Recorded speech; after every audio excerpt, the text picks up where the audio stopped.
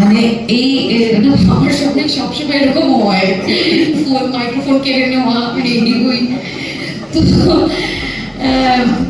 এটা ভুতু আয়া ভাবো শুনে যেন করে বাচ্চাদের ছবি মনে হচ্ছে, ভুতু আয়া ভাবো ছবিটা একদম ওই কমেডি, সিরিয়াল কমেডি এই বিষয়টা নয়। ছবিটার মধ্যে মানে অনেক অ্যাডাল্ট বিষয় আছে, অনেক প্রাপ্তবয়স্ক বিষয় আছে। থ্যাংক ইউ এনার্জেটিক্সের প্রথম প্রোডাকশন ভুতু আয়া ভাগো। মজার ছবি, তার মধ্যে একটা সিরিয়াস কিছু ঘটনা আছে যেটা তুলে ধরার চেষ্টা করেছি।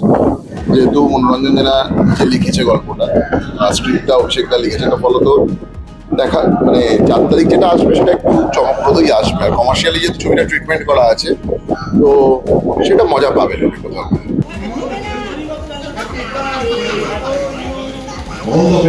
ভুতু আয়া ভাগো। আরিয়ান রয়েছে, মৌমিতা, শ্রীলেখা, দেবরাজেরও এখন সম্প্রতি বেশ কাজ করছে। ও আজকে হয়তো আসেনি, কিন্তু এরা সবাই না খুব ভালো অভিনেতা। আর সবার উপরে আমি একটা কথাই বলবো, যে উনি যে কথাটা বললেন না একটু আগে, এইভাবেই রাহুল আমাদের মধ্যে থাকবে। আর 3 ইয়ারি কথা, যখন ইয়ারি কথাটা আমরা ব্যবহার করেছিলাম, সেটা নিয়েও ভীষণ একটা তর্ক বিতর্ক হয়েছিল আমাদের সবার মধ্যে। ওরা বলেছিল ইয়ারিটা কি বাংলা শব্দ? হ্যাঁ, চারিয়ারি বলে একটা গ্রুপ ছিল নাটকে।